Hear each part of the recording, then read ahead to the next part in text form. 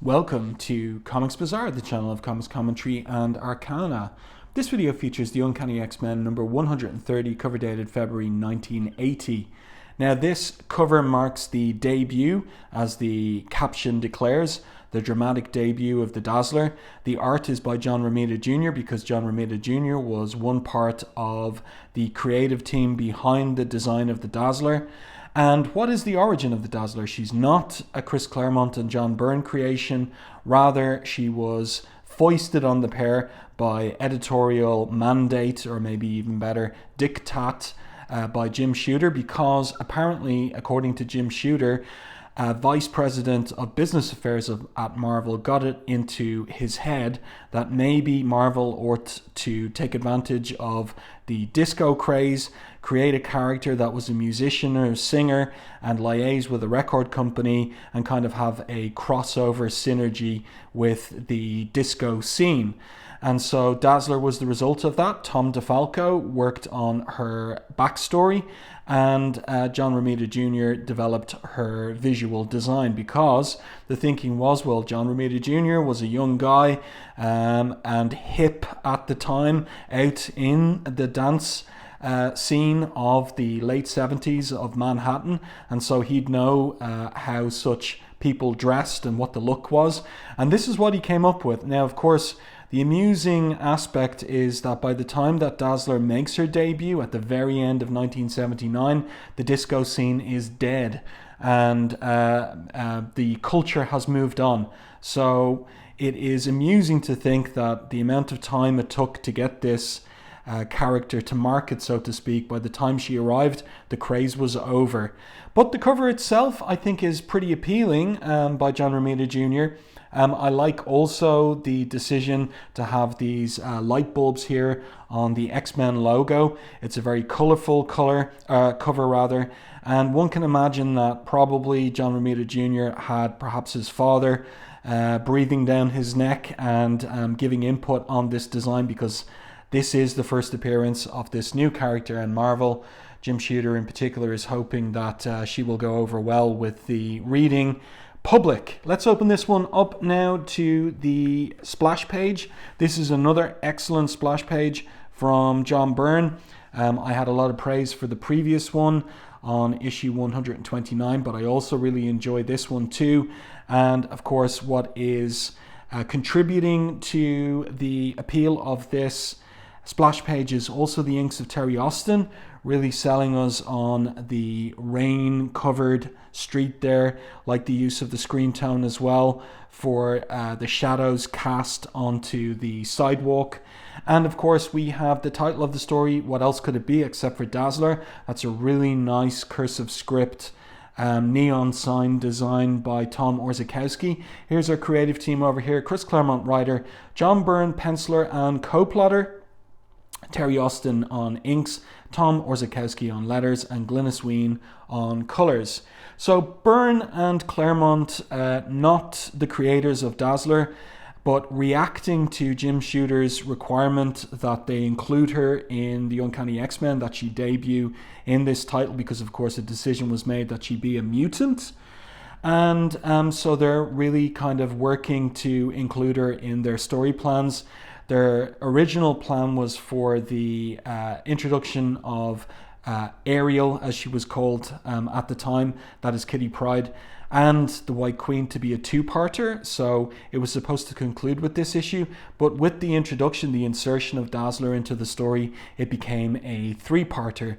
But I think she's very well integrated, and if you didn't know any of the backstory, you wouldn't have any clue at all that she was foisted on Claremont and Byrne. So a trope of Claremont's script is that for any new location, he gives us a little introduction to it, a little history, a little potted history, and that goes for Delano Street here, which is the location of the disco.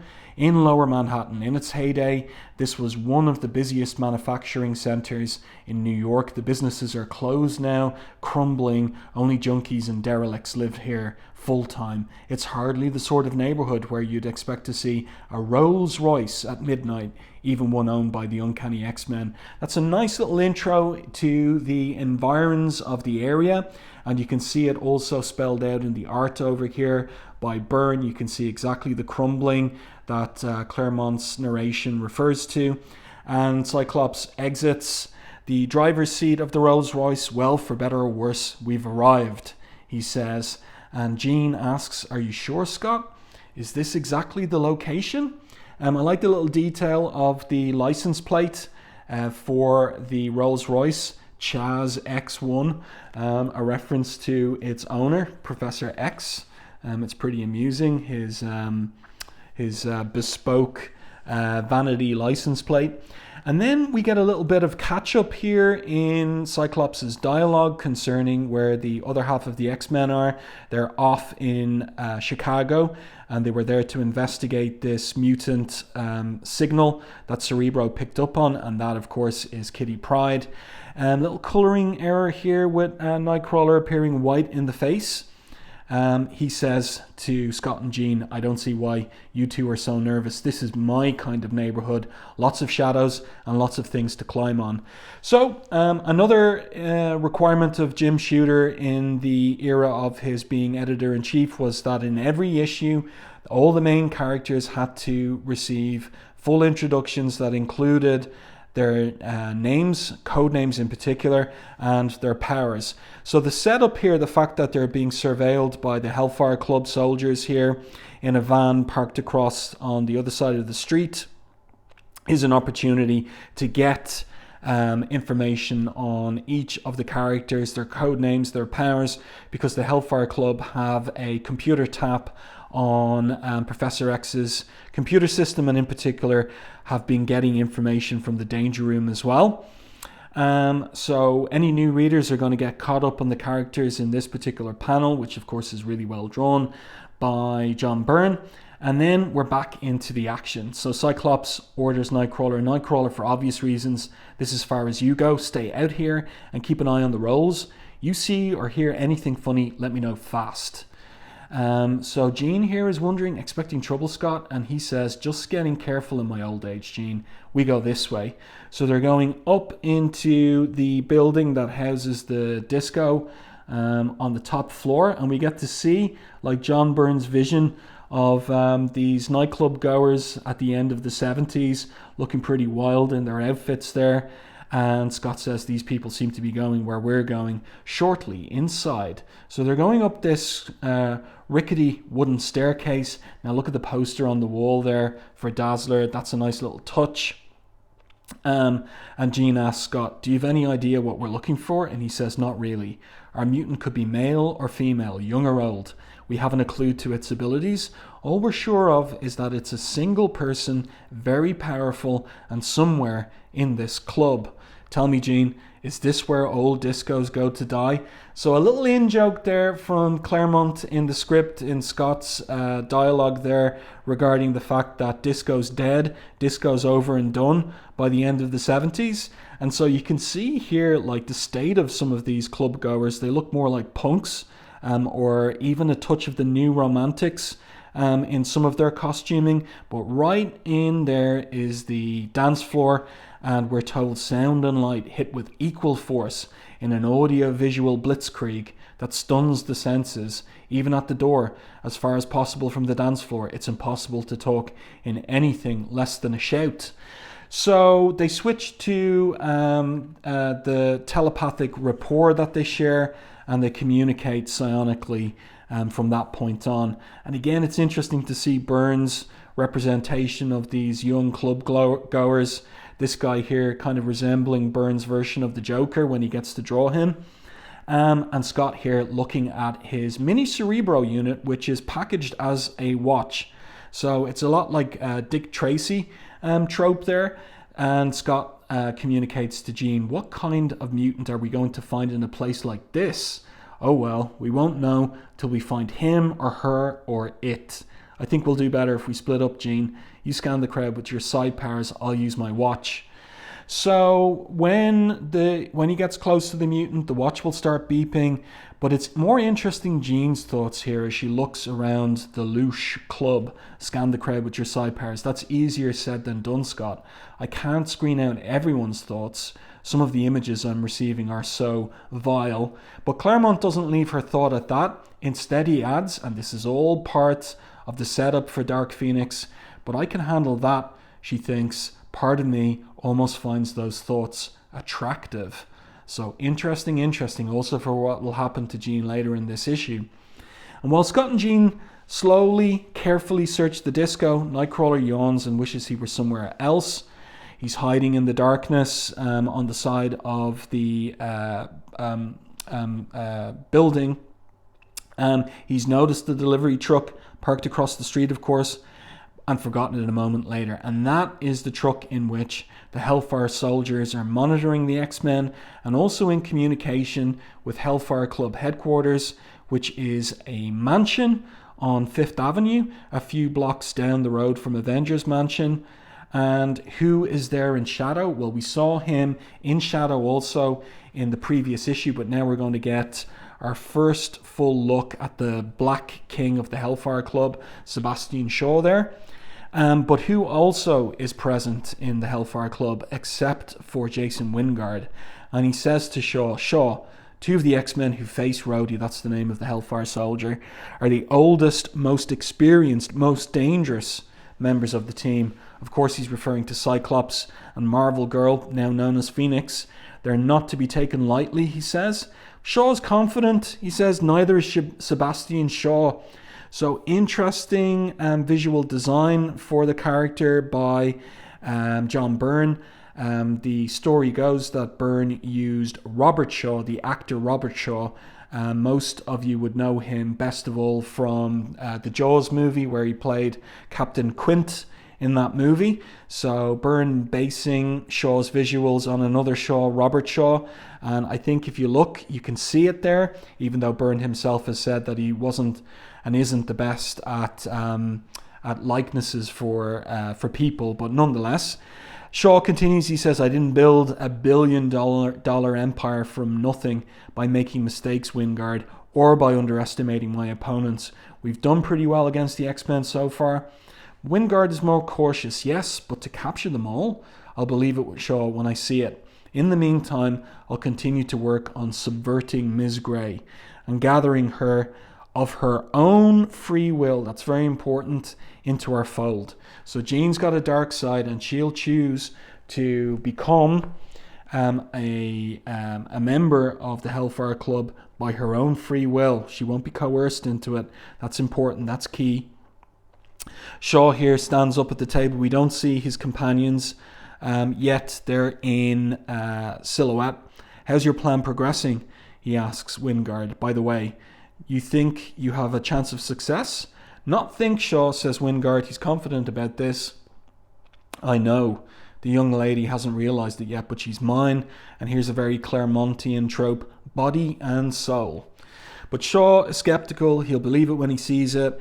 And when Wingard has gone, who calls in except for the White Queen? And she has news of the capture of the other half of the X-Men in Chicago. She says Xavier's under electro-sleep sedation while the inhibitor fields built into their cages keep the others from using their powers. So Shaw asks about the new mutant and who is Kitty Pryde. And Emma Frost replies, she was the one that got away. Her name is Catherine Pryde. She's the child. We don't know yet her powers. We needn't worry about her, though. I think I can persuade her father to enroll her in my Massachusetts academy. And Shaw there is happy with that answer. And once she's there, she's ours for the taking. Now, I want to comment on the slanted TV screen here that Shaw is calling in on, because what Byrne has done here, the representation of a flat screen image of Shaw at an angle, is incredibly difficult to do. And that would require gridding out the screen there in order to draw Shaw's face at the proper angle and perspective, and he's done it extraordinarily well. It really is impressive. You might glance at that and think nothing of it, but that's difficult to do, requires a lot of work, and Byrne doing it really well. Jim Lee did the same in Extinction Agenda, in particular, where there was the TV debate between Philip Moreau, the chief engineer, and Moira MacTaggart when she was under the influence of the Shadow King and dressing kind of wildly. But you can see in Extinction Agenda, as I say, Jim Lee doing the same thing, definitely inspired by Byrne's version of it here. So, Kitty Pryde, where is she? Well, she tagged along incognito, and here she is emerging into the warehouse space where the X-Men are captive, and she thinks, I did it again. I thought real hard and I walked right through that wall like it wasn't even there. It gets easier each time I do it too. Okay, I've snuck my way into here. What the heck do I do now? Because she's only 13 and a half, so how is she going to help or aid the X-Men when she's got no training, when she's just getting to grips with her mutant power? And then it's time for a recap. So again, this is a Jim Shooter requirement that new readers be caught up to date on what happened in the previous issue. And so we get a recap of the previous issue there, the main events, including the capture of the X-Men. And then Kitty's back here thinking, I ought to have my head examined, thinking I can free the X-Men all by myself. I've got to do something. Storm is my friend. I can't desert her or the others. So she sneaks over to Storm and whispers to her. And she thinks to herself, oh cripes, she really looks out of it. So she whispers a little louder, and Storm hears her. Who? Kitty? She exclaims. So Kitty hushes her. Keep it down, for crying out loud. Someone will hear you. I came to help. What can I do? But Storm is concussed. She finds it hard to think. Also, the inhibitor field must be affecting her thoughts as well. And she thinks, when we were captured, we were searched to the skin. That happened at the end of the previous issue. They took my lockpicks, but, aha, they missed this tag, worked into the fabric of my costume. So what's on the tag? There's a telephone number for the X-Men. Storm tells her, Kitty, to run for it and make the call. Meanwhile, one of the Hellfire soldiers spots Kitty, and a pair of them run after her, but she's charging into a dead end, except it was a ruse. So Kitty's pretty clever, and the Hellfire guys recognize that's why she ran back here. She suckered us away from the doors. So the White Queen's not happy. Cretins, she exclaims. By the time they reach the level below, the girl could be anywhere. Seal the complex. Organize search teams. I want Kitty Pryde found at once. It's a pretty cool drawing there. Good foreshortening from Byrne. Also having her finger break the border there. That's a Neil Adams pose that he is imitating there in that particular panel. Let's have a look past the ads here, continue with the story. By the way, this is another issue where there is only 17 pages of story and art, but it most definitely feels like 22 for everything that's packed into it. And then we pick up with Jean back at the disco. So far, she thinks, I've nothing to show for tonight, but 3 drunken passes and a comment that my dress is tacky. So, that's a funny little note as well in terms of Jean's style, that she's got a conservative style, at least for the moment, and we're going to see a major swerve in the coming sequence. And there's Jason Wingard, so he's made his way all the way down to Delano Street in person. Excuse me, miss, he says, tapping Jean on the upper arm. I was right, it is you. Hello again. Do you remember me? I'm Jason Wingard. We met in Stornoway. So Jean remembers, their eyes meet, and suddenly reality changes around Jean. The 20th century gives way to the 18th, a lower Manhattan disco to a burned out church in a woodland glade that will one day become part of Fifth Avenue. Unlike the previous time slips, Jean doesn't try to fight her way out of the past. This time she accepts what's happening. So like Wingard said, she'll come over to the Hellfire Club of her own free will because of her dark side and its temptations. And here we have Sebastian Shaw, and he is the minister who is presiding over this marriage ceremony Dearly beloved, we are gathered together in the face of this congregation, so not in the eyes of God, note, to join together this man and this woman in holy matrimony. It takes all her strength, we're told, of will to stand demurely and listen to the vicar's service when she would rather be in Sir Jason Wingard's arms. And then the minister, the vicar Shaw continues with the marriage ceremony, asking them whether they will be married. I will, says Jason Wingard. Wilt thou, Lady Jean, have this man? Oh yes, she interrupts, smiling, his obsidian eyes glowing with an eerie, darkling light. The minister finishes the ceremony. I pronounce that they be man and wife, he exclaims. Sir, you may kiss the bride.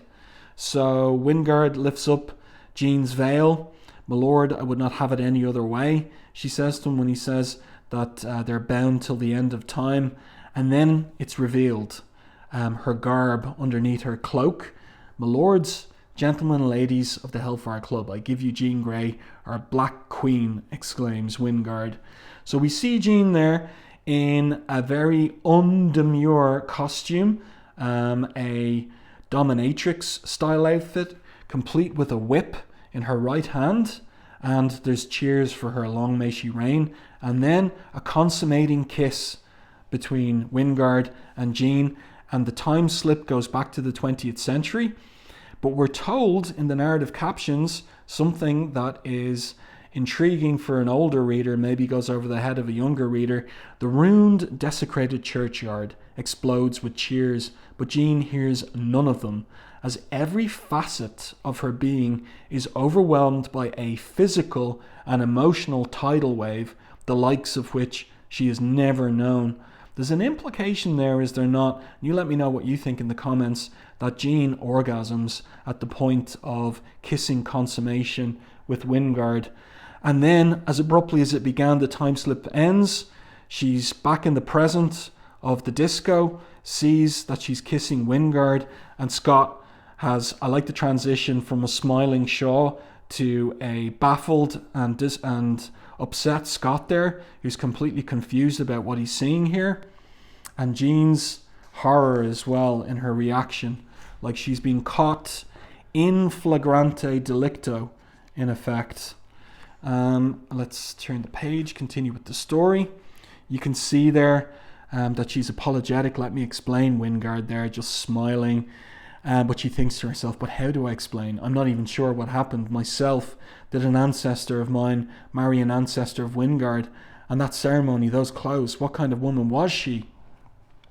But Scott's mind is on the mission, maybe because, of course, he's not in tune with his feelings 100%. If he were, he'd probably go over and slap Wingard. Instead, he thinks, I've never seen her act like that. It was as if she wasn't Jean at all, only someone who looked like her. And then the announcer, wow, look at the state of the announcer there. It looks like a caricature, a cartoon guy from 1974 rather than the end of the 70s. And who's he introducing except for Dazzler? And Claremont's narrative captions declare, the room goes black and deathly still. Then the house band starts a pounding rhythmic intro, and she is there, a vision in skin-tight silver, silhouetted in an awesome light show that shifts in colour, intensity and position to match her emotions as she sings. Great effects there, the light show, Dazzler's light show, cut into the inks by not Tom Orzechowski, but rather by Terry Austin. I think it's really well done. Scott here, he's impressed. Wow, I know zilch about disco, but this lady's good, he thinks to himself. My watch, the alarm's buzzing, the microcerebro scanner has finally found our neo-mutant, and it's Dazzler. Outside in the Rolls Royce, the car phone rings, and Nightcrawler comes down to pick it up. Probably Professor X checking up on us, he thinks. Boy, was he mad when I told him I was no longer using my image inducer. God, or fate, or dumb luck, maybe what I am, and I won't hide anymore, not even for the X-Men. And the whole story of his decision to stop using his image inducer was revisited by Claremont in a backup story to Classic X-Men, where it's all on account of a dare by Wolverine that Nightcrawler walks down the street of don't tell me I'm going to forget the name of the Salem Center. There we go. After being in Harry's hideaway for beers and lunch, and Nightcrawler walks down the street without using his image inducer. So intriguing how, back in the late 70s, it's just a thought of Nightcrawlers, and then in the mid to late 80s, Claremont goes back and fleshes out this little moment in this thought balloon and the background to it.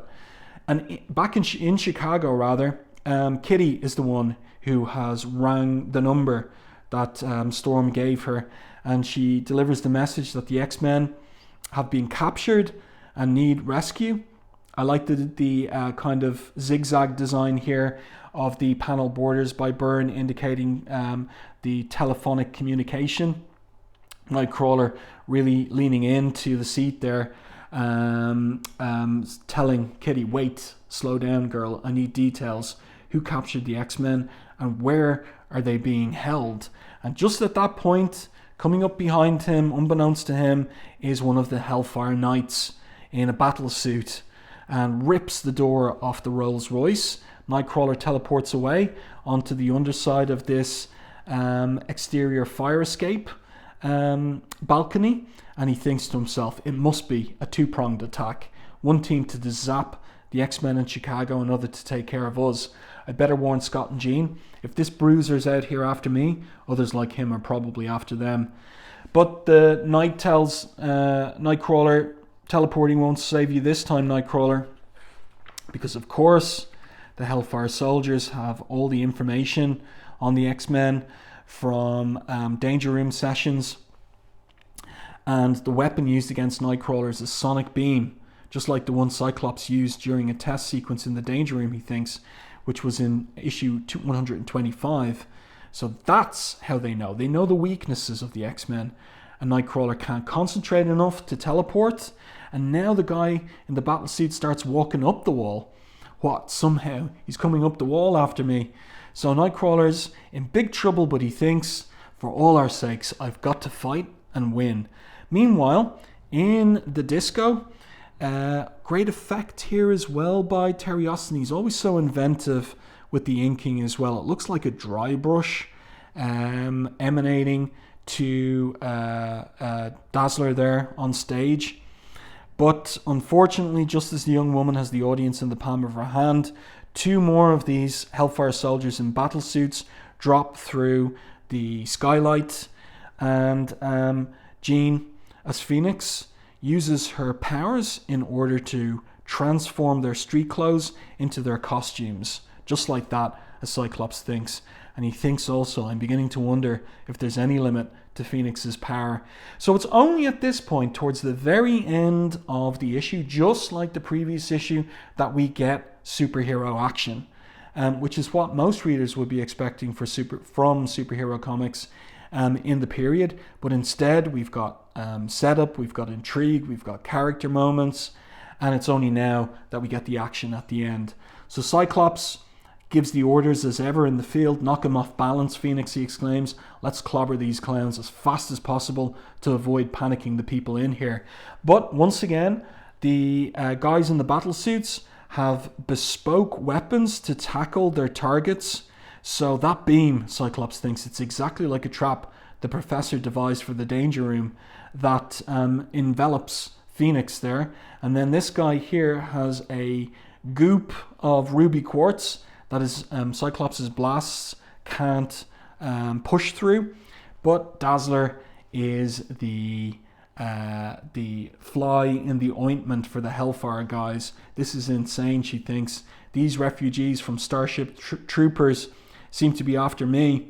I should hot-foot it out of here, but at the moment, I'm too darn mad. So she says aloud, Chuckles, I had one dynamite debut going till you jokers crashed the gate. Now it's ruined. And for that, sucker, you're going to pay. You going to pay. So interesting here to see Dazzler's speech patterns, because Claremont would change those in the future, but she kind of has a kind of a street style of talking, which is intriguing as part of her original design, but it would change in the future. Also note, we haven't learned her real name or anything very much about her. We're just kind of figuring out what her powers are exactly. Light, in all its infinite variety, bursts around the hapless man, instantly flooding his eyes, his mind, his soul. His brain can't cope with the sensory overload. It short circuits and turns itself completely off. So he is knocked unconscious by Dazzler's dazzle power. Let's get past the advertisements here. And she thinks to herself, he's catatonic. I didn't mean to dazzle him so hard. I've never intentionally used my powers to hurt anyone before. I didn't know. So she's untrained, and now one of the other Hellfire soldiers attacks her, but she dodges away from the blast. I figured the life of a disco queen would be exciting, but this is ridiculous, she thinks. Got to keep moving. I don't know what that zap beam is, and I'd really rather not find out. But now Jean is free from the psionic scrambler of the beam, and she's free to use her powers, so she easily removes that ruby quartz gloop from around Cyclops' head.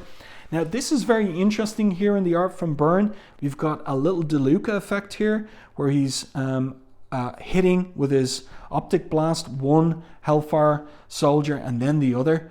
I really like that. You kind of have the implication and the illusion of time in one drawing there. That's very, very well done by Byrne. But there's a third guy in a battle suit, and he's tackling Nightcrawler.